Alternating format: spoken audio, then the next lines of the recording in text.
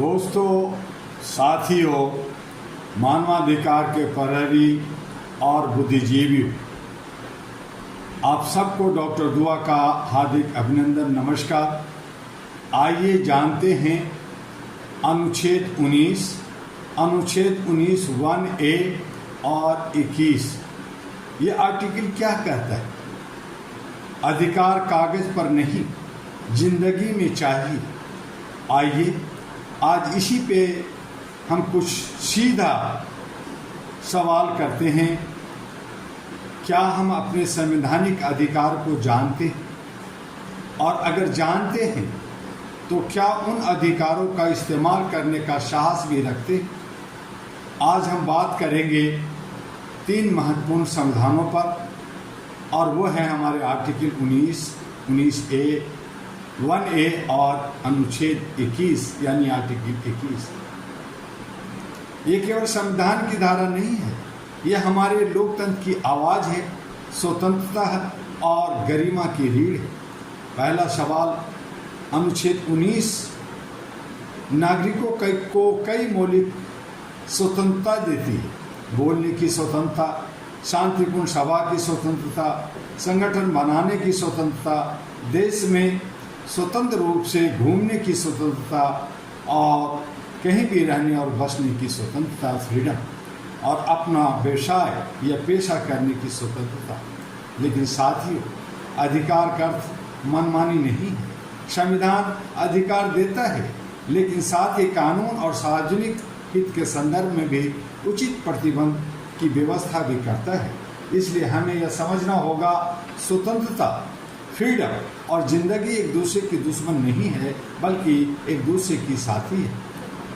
अब article 19 1A यह freedom of speech and expression दर्शाता है, अर्थात वाक और अभिव्यक्ति की स्वतंत्रता देता है। मैं आज इस वीडियो के मार्फत से आपसे एक सवाल पूछना चाहता हूं, क्या लोकतंत्र में केवल सरकार की प्रशंसा करने की आज़ादी होनी चाहिए? आपका जवाब होगा नहीं। लोकतंत्र में नागरिक को सरकार की प्रशंसा करने का अधिकार है, लेकिन उसे सरकार से सवाल पूछने का अधिकार भी है। यदि कोई विद्यार्थी शिक्षा की समस्या पर सवाल करता है तो उसकी आवाज़ सुनी जानी चाहिए। यदि कोई पत्रकार शासन से जवाब मांगता है तो सवाल का जवाब होना चाहिए। यदि नागरिक भ्रष्टाचार के खिलाफ आवाज़ उठाता है तो उसकी शिकायत की जांच होनी चाहिए। और यदि कोई शांतिपूर्ण ढंग से अपने अधिकारों की मांग करता है तो लोकतंत्र को उसकी आवाज़ सुननी चाहिए। लोकतंत्र तालियों से मजबूत नहीं होता, लोकतंत्र सवालों से मजबूत होता है। लेकिन एक बात बिल्कुल स्पष्ट है, फ्रीडम ऑफ स्पीच का अर्थ यह नहीं है कि हम किसी को भी नुकसान पहुंचाए, हिंसा भड़काएं, झूठ फैलाने या कानून तोड़ने के लिए स्वतंत्र है। संविधान स्वयं कुछ परिस्थितियों में उचित प्रतिबंधों की अनुमति देता है। इसलिए हमारा संदेश है, बोलिए लेकिन जिम्मेदारी से, विरोध कीजिए लेकिन शांतिपूर्ण ढंग से, सवाल पूछिए लेकिन तथ्य के साथ, आलोचना कीजिए लेकिन कानून और मानव गरिमा से में, और यही लोकतांत्रिक परिपक्वता है। अब हम आर्टिकल अनुच्छेद 21 को जानते हैं। अनुच्छेद 21 कहता है कि किसी व्यक्ति को उसके जीवन या व्यक्तिगत स्वतंत्रता से कानून द्वारा स्थापित प्रक्रिया के अनुसार ही वंचित किया जा सकता है। लेकिन साथ ही जीवन का अर्थ केवल सांस लेना नहीं है। अगर इंसान के पास सांस है लेकिन सम्मान नहीं, तो क्या वह पूर्ण जीवन है? अगर व्यक्ति जीवित है लेकिन भय में जी रहा है, तो क्या वह स्वतंत्र जीवन है? अगर गरीब की आवाज़ नहीं सुनी जाती तो क्या उसकी गरिमा सुरक्षित है? अगर कमजोर व्यक्ति न्याय के लिए दर दर भटकता है तो क्या लोकतंत्र सफल है? इसलिए मानवाधिकार का मूल संदेश है, हर इंसान की जिंदगी मूल्यवान है, हर इंसान की गरिमा मूल्यवान है। और इसीलिए all India human rights association अहरा ग्लोबल की ओर से मैं स्पष्ट कहना चाहता हूँ, मानवाधिकार किसी राजनीतिक दल की संपत्ति नहीं है, मानवाधिकार किसी धर्म की जागीर नहीं, मानवाधिकार किसी जाति, वर्ग या अमीर गरीब का विशेषाधिकार नहीं। मानवाधिकार मानव होने का अधिकार है। हमारा संघर्ष किसी व्यक्ति विशेष के खिलाफ नहीं है। हमारा संघर्ष है अन्याय के खिलाफ, अत्याचार के खिलाफ, भेदभाव के खिलाफ, मानव गरिमा के अपमान के खिलाफ। और हमारा रास्ता है संविधान, कानून, लोकतंत्र और शांतिपूर्ण संघर्ष। आज युवाओं से मेरी विशेष अपील है, मेरे युवा साथियों, संविधान केवल परीक्षा में पूछे जाने वाला विषय नहीं है। संविधान आपकी ज़िंदगी से जुड़ा हुआ दस्तावेज है, आपकी शिक्षा से जुड़ा है, आपकी व्यक्ति से जुड़ा है, आपके रोजगार से जुड़ा है, आपकी स्वतंत्रता से जुड़ा है, आपकी गरिमा से जुड़ा है।